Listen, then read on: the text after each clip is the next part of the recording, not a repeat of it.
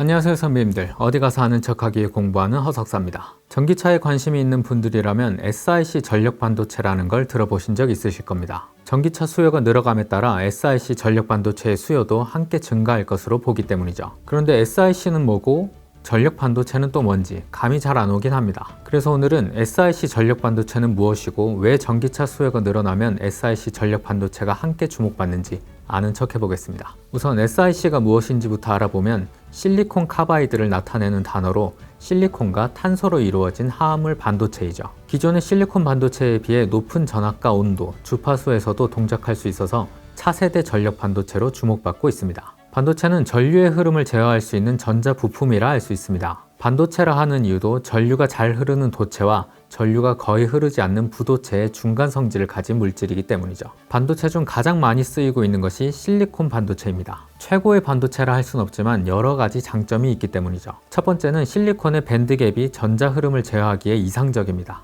여기서 밴드갭은 쉽게 말하면 전자가 존재할 수 없는 에너지 영역입니다. 전자가 넘어야 할 울타리 같은 것이죠. 울타리가 너무 낮으면 전자가 너무 자유롭게 넘어다니면서 전기가 마구 흐르고 너무 높으면 전자가 넘을 수 없어서 전자가 흐를 수 없는 것이죠. 모든 고체는 원자들이 규칙적으로 배열된 결정 구조를 가지며 이 안에서 전자들이 존재할 수 있는 에너지 범위가 나뉘어져 있습니다. 대표적으로 전자가 보통 머무르는 낮은 에너지 상태인 가전자대가 있고 전자가 자유롭게 움직이며 전류를 흐르게 할 수 있는 에너지 상태인 전도대가 있죠. 이 둘 사이의 간격을 밴드갭이라 보시면 되겠습니다. 도체는 밴드갭이 없고 부도체는 밴드갭이 매우 큽니다. 반도체는 그 중간인 0.5에서 3eV 정도의 밴드갭을 가지죠.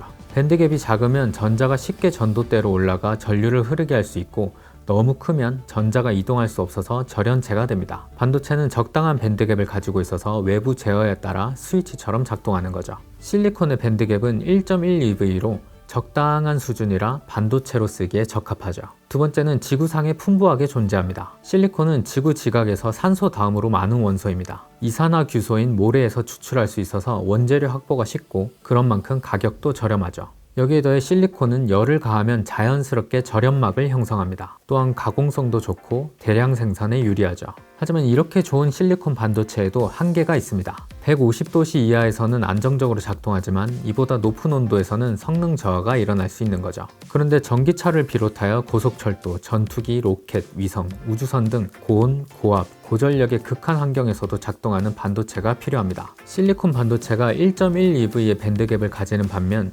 SiC 전력 반도체는 약 3.2eV에 달하는 넓은 밴드갭을 가집니다. 이로 인해 대부분의 전기적 특성들이 온도에 대해 둔감합니다. 그래서 600도씨 이상의 온도에서도 안정적으로 작동하고 높은 전압에서도 견딜 수 있죠. 열 전도율도 높아 발열이 적고 냉각 효율도 좋습니다.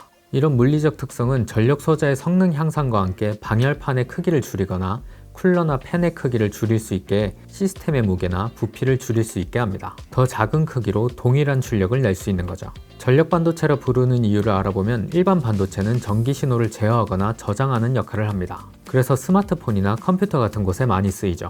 반면 전력 반도체는 전류, 전압의 흐름을 제어하고 변환하는 역할을 합니다. 그래서 전력 반도체는 직류 전력을 교류 전력으로 변환하는 인버터 같은 곳에 쓰이죠. 이런 특징 덕분에 SiC 전력 반도체는 다양한 분야에 활용될 것으로 보고 있습니다. 첫 번째가 전기차입니다. 전기차에는 인버터와 온보드 차저라는 부품이 활용됩니다. 인버터는 배터리의 직류 전기를 모터가 사용하는 교류로 바꿔주는 장치이고 온보드 차저는 외부 전원의 교류를 직류로 바꿔주는 장치이죠. 이 두 부품의 전력 변환 효율은 차량의 주행거리와 직결되는데 SiC 전력 반도체를 사용하면 전력 변환 효율이 향상됩니다. 충전 시간도 단축되죠. 또한 SiC 전력 반도체는 전류 온오프 전환 속도가 빠르기 때문에 모터 제어 정밀도와 효율도 높아지죠. 그리고 전기차는 배터리 전압이 400에서 800V 이상으로 전압이 높은 편인데 SiC 전력 반도체는 고압에서도 실리콘 반도체 대비 성능이 안정적이죠. 더욱이 SiC 기반 전력 모듈은 기존 실리콘 대비 2분의 1에서 3분의 1 크기로 설계할 수 있어서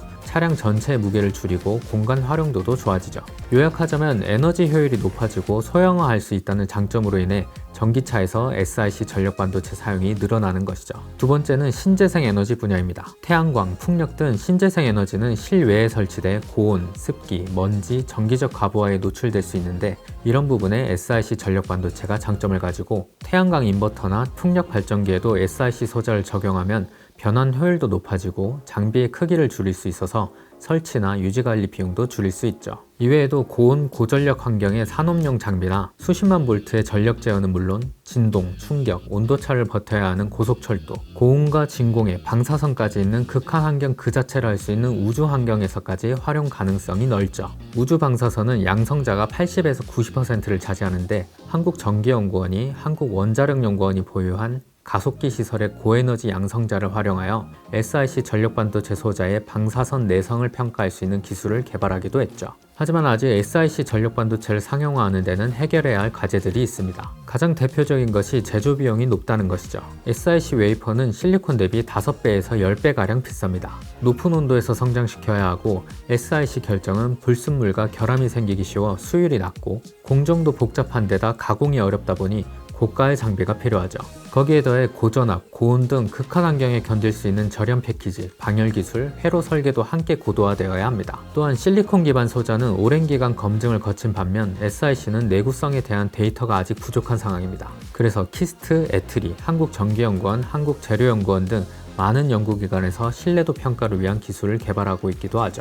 아직은 전기차, 우주항공 분야 등에 제한적으로 사용되고 있지만 특성이 뛰어난 만큼 연구개발이 지속적으로 이뤄지고 인프라가 성숙된다면 보편적으로 사용될 가능성이 충분한 기술이기도 합니다. 많은 연구원들이 열심히 연구를 이어가고 있는 만큼 반가운 연구개발 소식이 쏟아지길 기대해보면서 이 영상이 SiC 전력반도체에 대해 조금 아는 척하는 데 도움이 되셨다면 구독, 좋아요 눌러주시고 궁금한 과학기술이 있다면 댓글에 남겨주세요. 여러분이 언젠가 아는 척 해볼 수 있도록 제가 대신 공부해서 아는 척 해보겠습니다. 과학기술이 세상을 바꿉니다. 언제나 그랬듯이.